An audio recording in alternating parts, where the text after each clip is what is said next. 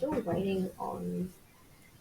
I asked my tech people if there was a way to do it, but I think there's some kind of policy blocking it. So Can you just make it like here? why did you put the harm?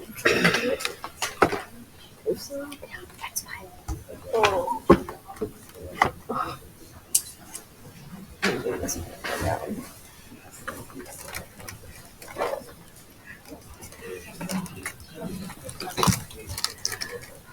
I'm just trying to move it out of the way. Can you see that? Yeah, that's okay. Yeah, sorry, it's a bit. Okay, hello everyone. So I'm Nisha Patel, and with my professor Britta Yanike, I'm working on climate adaptation strategies for German cities. So basically, here my topic is how can the effectiveness of urban climate adaptation measures for multiple climate hazard can be assessed. So it was kind of a German government project. The government body called BBSR is basically working on the building infrastructure for the future developments and current events. So yeah, with that, I would like to start my presentation. Yeah. Uh, Animation is not working. It's okay. yeah, so as per the Arrows et al. 2016, only 18% of the cities have clear strategies for a climate adaptation framework and things. So, and then it is in need to develop more strategies for climate adaptation, for like kind of a framework for developing, monitoring, and evaluation. So, what we are currently doing is first we are mostly focusing on the multiple climate hazards on a local and neighborhood scales. So what I mean by multiple climate hazards is in our previous sessions, we already know that the particular city is not facing only one difficulties. We also need to consider more climate vulnerability, like heat. Like for example, there is a one city and it has a both heat stress and heavy precipitation. Then we will not develop such indicators which is only focusing on either heat stress or either heavy precipitation, but we are focusing on both, like, and it is considered ultimately as a multiple climate hazard, and this will ultimately focus to the water resources of that particular city, to the human health and the infrastructure. Yeah, so here we come with my research questions. So the first research question is like how to systematically review quantifiable indicators that can measure the progress in implementing the local urban climate adaptation measures to mitigate heat stress and heavy precipitation. So right now we are focusing on two parameters, which is heat stress and heavy precipitation. The further aim is to focusing on the four parameters, which is these two, and additionally air quality and drought for particular cities for the top up approach. And the second research question is like creating a research framework for assessment of this indicators which we have already developed for the filter called multiple climate hazards. So as I mentioned, for a first research questions, we are mostly focusing on like how we are come across this kind of indicators. So first, we have done the literature review and developed, not exactly not developed, but reviewed the indicators for the climate adaptation strategies. And this literature review has done using the, of course, Google Scholar and the Web of Science, using the keywords like multiple climate hazard, climate adaptation strategies with heat stress, climate adaptation strategies in the urban climate atmosphere, and then we ultimately come to the seven indicators which I will going to present today, and then the assessment of these indicators. So yeah, as we all know, the climate adaptation topic is quite wide. So we need to figure out the criteria. Or we need to kind of fix the criteria for this particular scenario. So what criteria we have used for this is first the data should be available at a local scale. So any national government should have this kind of data, and they can easily use these indicators for monitoring and evaluation of the processes, and then it should able to evaluate progress over time, which I just mentioned, and then easy to calculate and make scalable. So as we know, it is very complex process to constantly monitor this kind of indicators, but our aim is to simplify this process, and it should be long lasting and just not restricted like that we developed and then it finished. And it should link to effect of solution, which is kind of a outcome indicators, or impact based indicator, which I will mention in the next slides.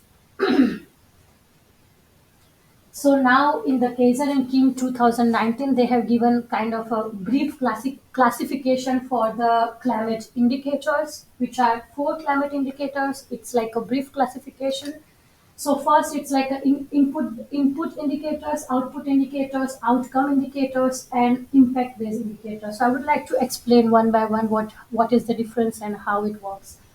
So input, basically the input indicators is mostly associated with the resources or the financial, like it's basically the money related things. Like this indicators will kind of give more idea about how we can measure that part in terms of policy creating and things. The output indicators will measure the immediate effect. So basically, it will give. I will also give the example in the end. So right now, for the moment, it's like giving the immediate effect or immediate output what we will have. Then the outcome based indicator, it is basically measure the change which will happen over a period of time. Like if we have a goal of a 5 years or 10 years or even 20 years in that matter, then it will show this measured change which will happen or which will going to happen, which will going to happen. And then the impact based indicator, which is giving the long term effects or changes which can happen for that particular city or the area of consideration. So now I would like to give one example that our aim or a goal is to reduce the heat stress over particular city or particular neighborhood area. Then the input indicators will mostly focus on the financial budget and how we will dedicate it according to that. Then the output indicators will measure, or the output indicators will mostly focus on how much amount of a large park or a trees or any kind of vegetation we will have in our cities. The outcome based indicators will mostly focus on the reduction or the change will happen in terms of heat reduction, in terms of albedo change of that particular city, or the infrastructure based or material based change happened in the city. And in the last, there is an impact indicator, which is quite important. Even in this today's keynote session, they are mostly focusing on the impact based indicators, uh, and which is basically meant like improve the health quality and a reduction of the mortality in the cities. And to be little fast. So now the seven indicators which we have developed, which is output indicators, outcome indicators, and impact based indicators. So first indicator is preparation and readiness, which is basically helpful for the future developments. Then the outcome indicator. So here I'm sorry. So here, these three indicators like building structure, surface property, and green infrastructure are mostly for the heat stress reduction. Then soil sealing is serving the both purpose for precipitation and heavy precipitation and greening, and then the water sensitive urban design, which is of course for the heavy precipitation. And this impact based indicator now will measure the urban overheating. I'm not going too much in detail because I don't have too much time. So how we can, now the question arises how we calculate this indicator. So now for that, first of all, we have a goal that how to reduce the heat stress in the city. So for that, we need to implement, of course, the urban green, which is effective solution that we all know. And we divided that into the green volume, green accessibility, green share, and green fraction or cover for the cities. And then we decide this is already given into the, as I told, the VBSR and VFN reports in the for Germany. So there are some target value for this. So for green volume and green tree fraction, we have a 30% target. So for particular area or for particular city, we need to have 30%, which is targeted value. Then green share is 10%, and then green accessibility is like every 300 meter, we are expecting any smaller or larger park in that matter. So for calculating that, it is little long calculation than this here I mentioned, but I just don't want to show any chaotic thing here. So it's like we kind of share this into an equal part, like an equal share of this will give the urban greening. Delta G is urban greening for that, and we are calculating this urban greening in percentage, and 0 to with the limit for this is like 0 to 100%, where 0 is like a less greening and 100% is like an ideal situation which can or cannot be obtained by the particular city or neighborhood scale, but we try our best to do that. So now the research question two, this is in a preliminary stage that we need to develop. First, we have done the theoretical research from the literature survey, but the next part we will also see, like give the input in the models, and then we will see how it works, like for this, for the greening and then the other indicators I have mentioned. So basically, this effect, the assessment of this can happen in two ways. One is a theoretical approach, and the second is practical approach. Or we can say we will give the models input. We will give a input to a model, and then we have a kind of a projected scenario, and we will have our result, and we can see how it affects. So theoretical approach is divided into three categories, which is multiple climate hazard, performance based, like it is affecting for a long term basis or short term basis, and in the and for the cost effectiveness. So yeah, again in like this indicators, like the seven indicators which we have kind of concluded with, that these two indicators like urban greening and soil sealing is a most important part to consider for local or city governments, because it is quite effective solution for both reducing heat stress and heavy precipitation. So yeah, with that, I would like to summarize my talk. And first of all, as I told, that we have done our literature review and reviewed some indicators which are for neighborhood scale or local scale, and then calculate the quantifiable variables for that particular indicators, and target values which is already there in the city governments, or we try to kind of find out what target value should be decided for a better results.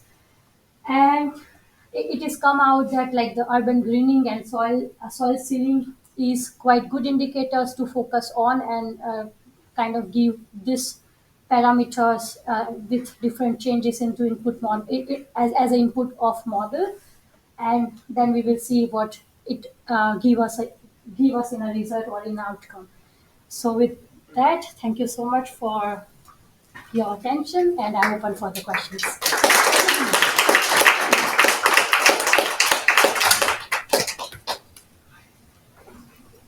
We have a couple minutes, right? Yeah. This one here. Oh, Does this one work? Um, So you need one too. I was just Okay. Thank you for your interesting and interesting presentation. So because in one slide, right, so you just about the classification of the indicators. The classification of the indicators. Maybe the second or this one. Yeah, because now it's the output indicators just include the number of green parks, trees, and other amendments. But again, in the next slide, I think that you just next. Yeah, because the varying the urban greening. Right, so but here, those indicators belong to the outcome indicators.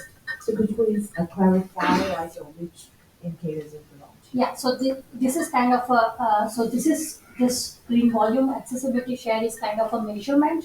It is not an indicator. So indicator is green infrastructure or urban greening. But then to calculate this things, we need to kind of set the parameters for a particular city, and that is why we have developed that. You are right in a way, but like this is again a half result. So if we consider the whole indicator, then it belong to belong in that category. Output indicator. Yes, yeah. So this is kind of a half calculation. So it's just like a starting, and then here I show the target value, and if you want to see here, And I think that the data just represents the change, sorry. the change of the. Yeah. So Right, so basically, we the use this equation But if I could explain this, then it will be taking more longer time, so I'll just keep that for the moment. But if you like to know, I will. Yeah, surely Yes, we can we discuss can this. discuss it. Yeah. Thank you for presentation. Yeah. Thank you for your answer.